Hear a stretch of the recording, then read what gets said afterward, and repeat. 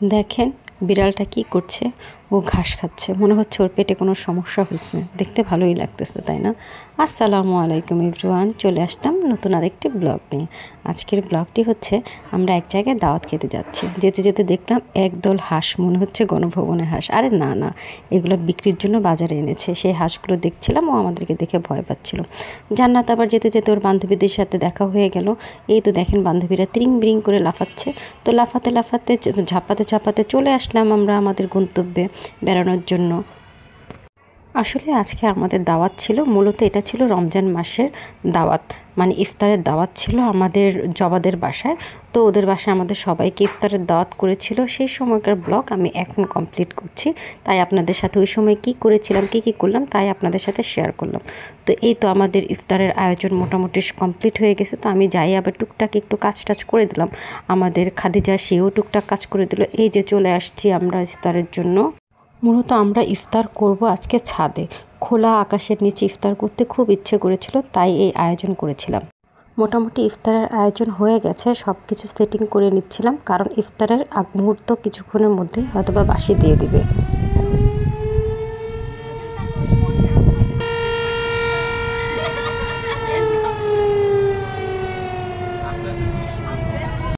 তো বাঁশি শোনার সাথে সাথে আমরা সবাই রোজা খুলে নিলাম।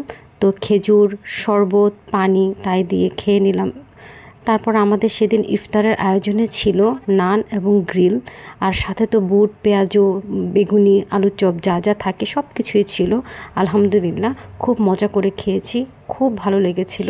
ছাদের উপরে খোলা আকাশের নিচে অনেক অনেক বেশি আনন্দ হয়েছিল। সবাই মিলে একসাথে খোলা আকাশের নিচে ব্যাপারটা একটু অন্য রকম লেগেছে, খুবই ভালো লেগেছে।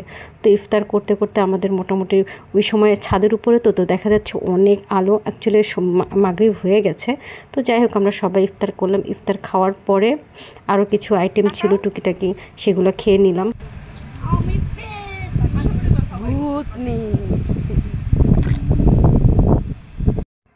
সন্ধ্যা হয়ে যাওয়ার পরে জান্নাত একটু মজা করছিল। আর দেখেন সন্ধ্যার পরে ছাদের দৃশ্যটা কি সুন্দর লাগছে, খুব ভালো লাগছিল। তারপরে আমরা ছোটোখাটো একটা গেম খেলার আয়োজন করলাম, সবাই মিলে একটু আনন্দ করব।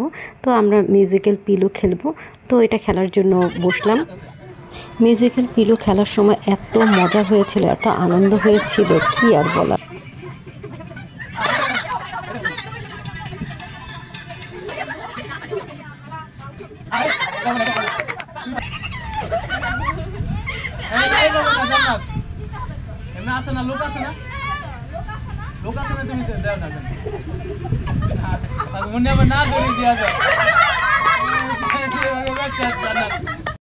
জান্নাত ও তো হচ্ছে একটা গ্যাঞ্জাম পার্টি, যদি দেখে যে খেলতে না পারবে না, সে একদম হাউমাউ করে কান্নাকাটি করে একদম পুরো ঝামেলা সৃষ্টি করে দিবে।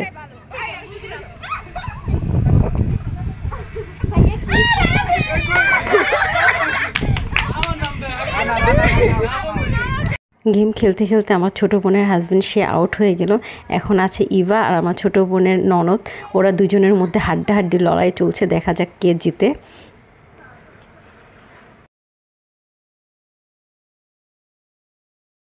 তারপরে লড়াই চললো আমার আর জান্নাতের মধ্যে, মা মেয়ের লড়াই। যাই হোক সেখানে জান্নাত জিতলো।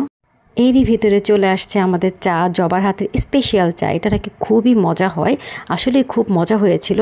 তো সবাই চা খাওয়ার জন্য একদম উঠে পড়ে দাঁড়াইছে, সবাই চা খাচ্ছে, খুবই খুবই মজা। তো জান্নাতের বাবাও কাউসার, সেও খুব মজা করে চা খাচ্ছে। চা খেয়ে আবার একটু লুডো খেলার জন্য বসলাম। লুডো গেমে অবশ্য আমিই জিতেছিলাম।